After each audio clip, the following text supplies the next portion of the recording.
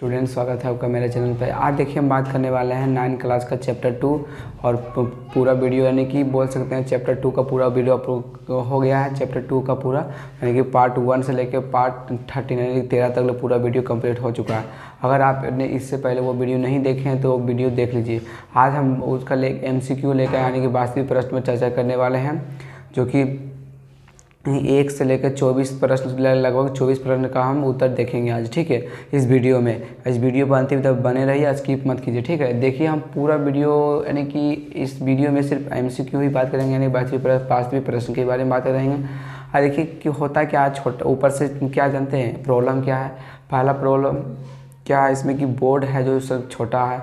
दूसरा प्रॉब्लम क्या है कि ये कोई जैसे कि होता है ना, इलेक्ट्रॉनिक बोर्ड ऐसा नहीं है जो कि एक बार लिख दें उसमें सहायता से जो एक बार लिखा रह जाए, वो उसमें ज़्यादा परेशानी नहीं होने का आवश्यकता पड़ता है, ज़्यादा उसमें परेशानी होता नहीं है। और रहा इस बोर्ड के बारे में, तो इस बोर्ड में काफ़ी लिखना पड़ता है, जो कि बहुत कष्ट होता है लिखने में, इसीलिए संघर्ष ज़्यादा होता है। इसीलिए हम क्या करेंगे, जैसे कि जब स्टार्ट करेंगे तो पूरा यानी कि पूरा चैप्टर ख़त्म कर देंगे बोर्ड पर ही, ठीक है। और जो MCQ आती है लघुत्तरीय, जो भी प्रश्न रहेगा, ये रिक्त स्थान का जो भी रहेगा ना, सब हम कॉपी पर ही चर्चा करेंगे, ठीक है। आप उस पर एडजस्ट कर लीजिएगा, ठीक है।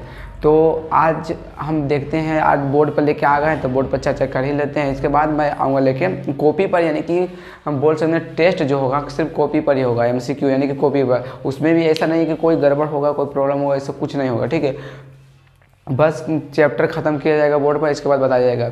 और अगर आप नए हैं तो देखिए, आप नए हैं तो हमारे प्लीज़ सपोर्ट कीजिए, ताकि हम आगे बढ़ सकें, आपको भी आगे लेके जा सके। और देखिए आप चाहे हिंदी का वीडियो देखना चाहते हैं, चाहे केमिस्ट्री का हो, चाहे फिजिक्स का हो, चाहे हिंदी का हो, जो वीडियो आप देखना चाहते हैं, चाहे क्लास आप 10 का हो, चाहे 12 का हो, हिंदी वीडियो सभी के लिए ज़रूरी, क्योंकि ग्रामर सबके लिए पढ़ना पड़ता है। क्यों, आप कॉमर्स से हो, साइंस से हो या आर्ट्स से हो, सबको पढ़ना पड़ता है, ठीक है। तो देखिए आज हम बात करें MCQ के बारे में, जो कि है क्लास 9 का चैप्टर 2 का, ठीक है। तो सबसे पहले देखिए वास्तुनिष्ठ प्रश्न के बारे में बात करें। सबसे पहला नंबर में इस पढ़ा चुके हैं, अगर आपने नहीं देखे तो देख सकते हैं। तो पहला है प्रश्न कि पौधों की जो लंबाई होती है किस सूत्र के द्वारा, जो पौधा आपको बताए थे कि जो पौधा की लंबाई होता है, आपको बताया था कि जो पौधा की लंबाई होता है, सबसे पहले की बात की कि जो पौधे का लंबाई होता है किस सूत्र के सहारे से होता है। बात किए थे कि पादप उत्तक को 2 भागों में बांटे थे कि नहीं, पादप और दूसरा जंतु। अब पादप में भी 2 बीजोत्की अस्थायी बांटे थे ना, बीजोत्की में भी 3 ठो देखे थे, शीर्षार्थ, पार्श्वस्थ, अंतर्वेशी। जिसमें शीर्षार्थ क्या करता था, पौधे की लंबाई बढ़ाने में मदद करता था, और जो पार्श्वस्थ था तो वो पौधे की चौड़ाई बढ़ाने में होता, और जो अंतर्वेशी था वो क्या करता था, पत्तों की टहनी और पर में पाया जाता था, कि वो भी प्राथमिक वृद्धि के अंतर्गत आता है। शीर्षार्थ जो होता था वो प्राथमिक वृद्धि के अंतर्गत आता था। जो पार्श्वस्थ वो क्या करता है, द्वितीय वृद्धि के अंतर्गत आता है। क्योंकि दूसरा काम होता है।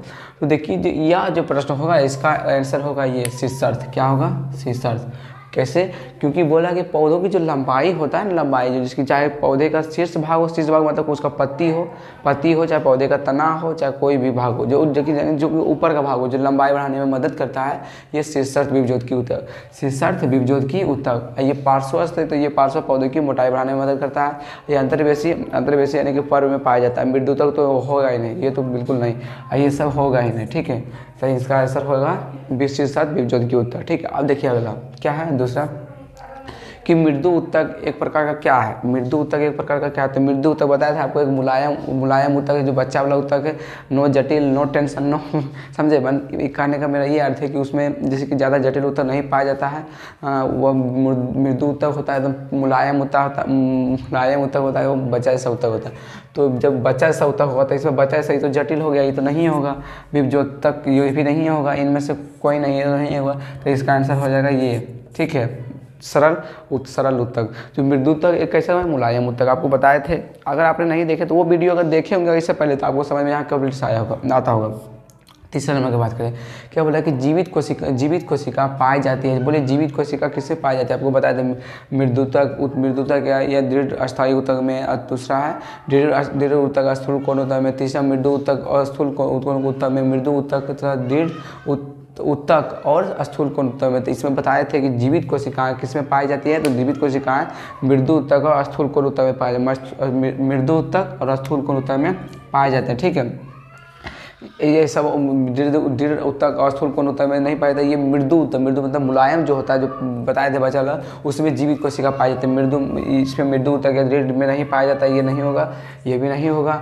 ये जो दृढ़ ऊतक, मृदु ऊतक, दृढ़ ऊतक और स्थूल कोण ऊतक इसमें नहीं होगा। इसका आंसर हो जाएगा मृदु ऊतक और स्थूल कोण ऊतक, मृदु ऊतक और स्थूल कोण ऊतक।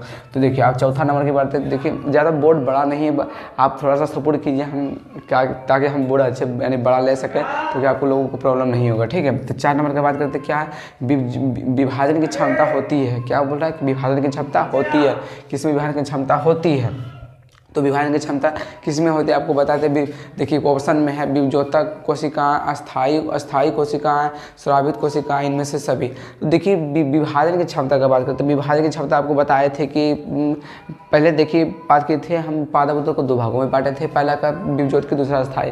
तो विभजोतकी में हम ये बताए थे जिसमें विभाजन की क्षमता होती है, विभाजन की क्षमता विभजोतकी में होती है, और जबकि अस्थायी में विभाजन की क्षमता नहीं होती, बल्कि वो सीमित हो जाती है, अस्थायी हो जाती है, इसलिए उसमें विभाजन की क्षमता नहीं होती। तो इसमें बोल रहा है कि विभाजन की क्षमता किसमें होती है, विभजोतकी ऊतक में होता है ना, विभाजन की क्षमता इसमें होती है, जबकि अस्थायी ऊतक में विभाजन की क्षमता नहीं होती है। और स्रावित कोशिका ये कहाँ से आ गया, इसका तो बातें नहीं हो रहा है। इनमें से सभी ये भी गलत, यानी कि ये भी नहीं होगा, बल्कि एक होगा कौन, तो विभजोतकी कोशिकाएं। कौन होगा, विभजोतकी कोशिकाएं। और देखिए क्वेश्चन नंबर 5 की ओर बढ़ते हैं। क्या बोल रहा है, किन कोशिकाओं की भित्ति लिग्निन के कारण मोटी हो जाती है। लिग्निन के कारण मोटी हो जाती है। किन कोशिकाओं में लिग्निन के कारण कुछ कोशिका भित्ति जो होती है मोटी हो जाती है। आपको बताया था कि दृढ़ ऊतक जो होता है, दृढ़ ऊतक लिग्निन के कारण ये क्या होता है, ये मोटी, लिग्निन के कारण इसका जो कोशिका होता है ये क्या होता है, इसका मोटी हो जाती है लिग्निन के कारण। तो किन कोशिकाओं की, तो आपको समझ दृढ़ ऊतक होगा इसका, बाकी ये सब नहीं होगा। तो देखिए 5 होगा कंप्लीट। अब आगे देखते हैं। अब आगे देखिए क्वेश्चन नंबर 6 की ओर। क्वेश्चन नंबर 6 क्या बोल रहा है, क्वेश्चन नंबर 6 की ओर क्या बोल रहा है कि गैसों का विनिमय किसके द्वारा संपन्न होता है। गैसों का बोल रहा है कि विनिमय जो होता है वो किसके द्वारा संपन्न होता है। तो बताइए कि ऑप्शन है क्यूटीन के द्वारा, स्टोमाटा के द्वारा, संवहन ऊतक के द्वारा, जटिल ऊतक के द्वारा। तो बोला गैसों का विनिमय, यानी गैस का विनिमय किसके द्वारा था, आपको बताए थे कि किसके द्वारा होता है। तो जटिल अस्थायी ऊतक के द्वारा होता है, बिल्कुल नहीं, क्योंकि तो ये बिल्कुल अलग है। क्यूटीन के द्वारा बिल्कुल नहीं हो सकता। सामान्य ऊतक द्वारा, संवहन ऊतक द्वारा भी नहीं हो सकता है। ये होगा स्टोमाटा के द्वारा। गैसों का विनिमय किसके द्वारा, यानी गैसों का आदान प्रदान या गैसों का विनिमय किसके द्वारा होता है, तो स्टोमाटा के द्वारा, ठीक है। गैसों का विनिमय यानी गैसों का आदान प्रदान स्टोमाटा के द्वारा। अब देखिए क्वेश्चन नंबर 7 की ओर क्या बोला है। क्वेश्चन 6 खत्म। क्वेश्चन नंबर 7 क्या हो कि सुबेरिन नामक जो कार्बनिक पदार्थ जो होता है पाया जाता है, सुबेरिन नामक जो कार्बनिक पदार्थ होता है वो कहाँ, कार्बनिक जो पदार्थ है सुबेरिन नामक, ये जमा कहाँ होता है, यही पूछा कि सुबेरिन नामक जो कार्बनिक पदार्थ वो जमा होता है कहाँ पे जमा होता है, यही पूछा कि जमा कहाँ होता है। तो देखिए ऑप्शन है मृदु ऊतक में, दूसरा है स्थूल कोण ऊतक में, तीसरा है दृढ़ ऊतक में, चौथा है कोर्क कोशिका में। तो देखिए सुबेरिन नामक जो कार्बनिक पदार्थ होता है ना, सुबेरिन नामक कहते हैं, ये किसमें पाया जाता है, यहाँ। तो ये कोर्क कोशिका में पाया जाता है। कौन सी कोशिका में, कोर्क कोशिका में, ठीक। इसमें मृदु ऊतक भी नहीं होगा, यानी मुलायम ऊतक, स्थूल कोण ऊतक भी नहीं होगा, दृढ़ अस्थायी ऊतक भी नहीं होगा, ये कोर्क कोशिका में पाया जाता है। जो सुबेरिन नामक एक पदार्थ पाया जाता है जो कोर्क कोशिका में पाया जाता है। अब देखिए क्वेश्चन नंबर 8 की ओर कि जटिल ऊतक बना होता है किससे बना होता है, बताइए जटिल ऊतक किससे बना होता है। तो जटिल ऊतक मृदु ऊतक का बना होता है, या स्थूल कोण ऊतक का बना होता है, या विभिन्न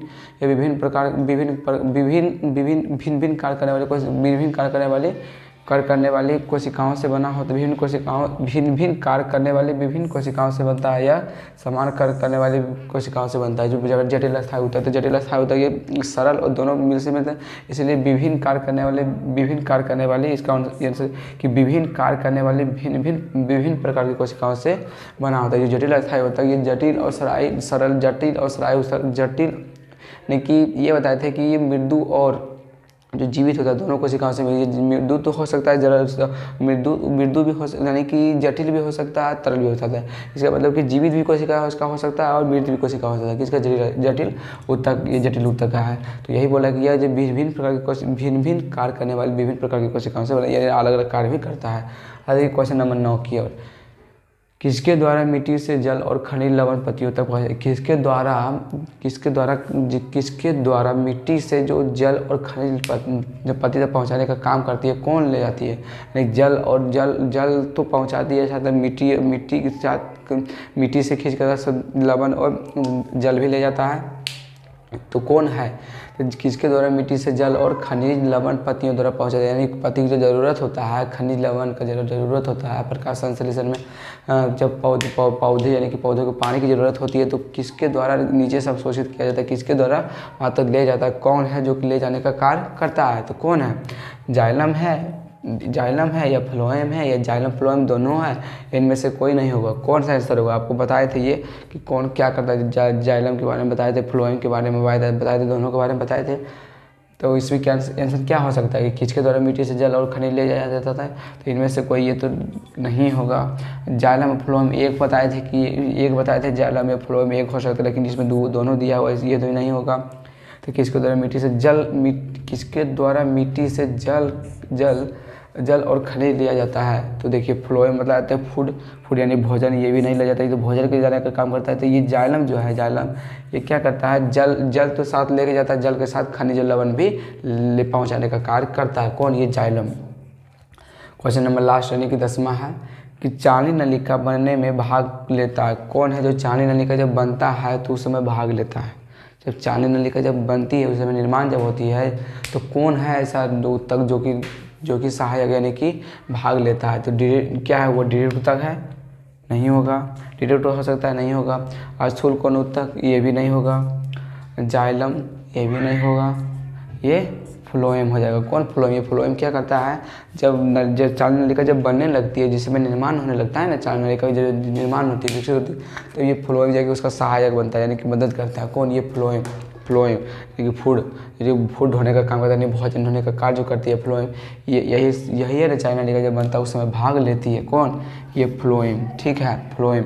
बाकी बात ये तीनों फ्लोप है, यानी कि ये तीनों ऑप्शन गलती है, सॉरी, ये तीनों क्या है? गलती है। समझ में आ गया? 10 नंबर यानी कि 10 नंबर क्वेश्चन तक बचा 14 क्वेश्चन और बचा है। तो देखिए इसमें काफ़ी परेशानी हो रहा है लिखने में, बोर्ड पर क्वेश्चन लिखना पड़ता है, ऊपर से ऑप्शन देना पड़ता है। तो हम अभी आज ही वीडियो में हम क्या करेंगे, अगला स्लाइड में कि कॉपी में ही बता देंगे। तो 10 नंबर यानी कि 11 नंबर के आगे, ठीक है।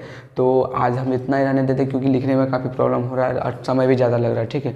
तो आज हम इतना ही रहने यानी कि इतना पर छोड़ते हैं, और अगला यानी कि अगला स्लाइड में यानी अगले वीडियो तो इसी में डाल देंगे। वैसा होगा ना तो अगला वीडियो में हम इससे आगे हम MCQ बता देंगे, ठीक है। तब तक के लिए जय हिंद।